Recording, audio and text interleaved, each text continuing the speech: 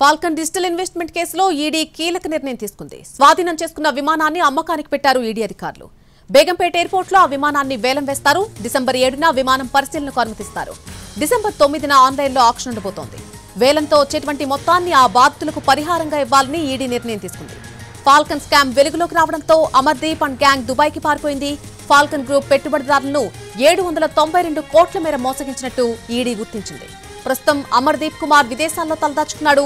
ఈ కేసులో ఇప్పటికే 18.63 కోట్ల విలువైన ఆస్తులను ఈడీ అటాచ్ చేసింది. ఇదే అంశంపై మరిన్ని వివరాలు మా ప్రతినిధి రాధాకృష్ణ అందిస్తారు.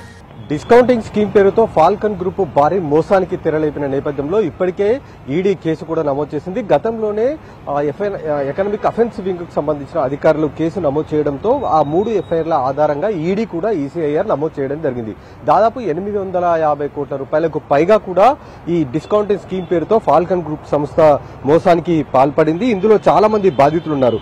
దాదాపు డిపాజిటర్లకే 850 కోట్ల రూపాయలు చెల్లించకుండా మోసం పాల్పడింది. దాదాపు బాధితుల సంఖ్య కూడా 7,000 వరకు ఉండే అవకాశం ఉందని కూడా తెలుస్తుంది. ఇప్పటికే 18 కోట్ల రూపాయలకు పైగా కూడా ఆస్తులను జప్తు చేసిన ఈడీ ఇప్పుడు ఏకంగా ఫాల్కన్ గ్రూప్ గతంలో కొనుగోలు చేసిన విమానాన్ని కూడా ఇప్పుడు వేలం వేయబోతుంది. గతంలో దాదాపు 14 కోట్ల రూపాయల విలువైన హాకర్ 800Aని ఫాల్కన్ గ్రూప్ కు సంబంధించిన సంస్థ చైర్మన్ అమర్దీప్ కుమార్ కొనుగోలు చేయడం జరిగింది. దీన్ని అతను వినియోగించేవాడు. ఎప్పుడైతే ఈ కేసు నమోదైందో, ఈడీ కేసు నమోదు చేసిన నేపథ్యంలో అతను ఇదే విమానంలో విదేశాలకు కూడా పారిపోవడం జరిగింది.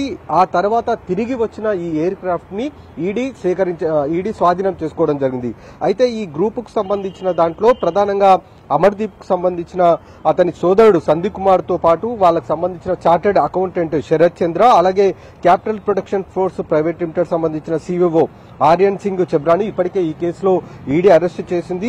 అమర్దీప్ కుమార్ మాత్రం విదేశాలలో ఉండడం జరిగింది. ఇతని పైన ప్రధానంగా prevention of money launder act కింద కేసులు నమోదు చేసి విచారణ అయితే ప్రారంభించడం జరిగింది.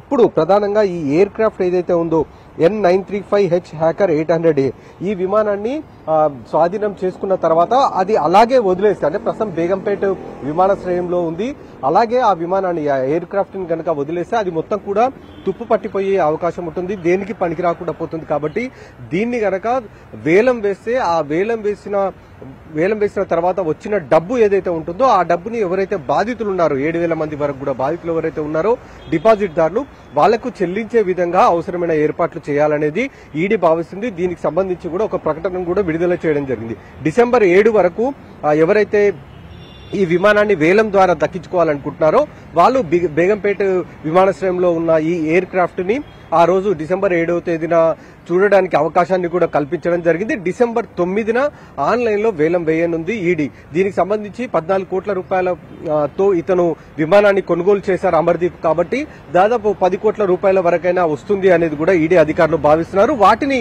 ఈ డిపాజిట్ దారులకు చెల్లించే విధంగా ఏర్పాట్లు చేయబోతుంది ఈడీ. మరి ఎంతమంది ఈ డిసెంబర్ 9న జరిగే వేలంలో ఈ ఎయిర్ క్రాఫ్ట్ ని కొనుగోలు చేయడానికి ఆన్లైన్ లో దరఖాస్తు చేస్తారో వేచి చూడాలి. కెమెరామెన్ రాజరమేశ్తో రాధాకృష్ణ, ఎన్టీవీ, హైదరాబాద్.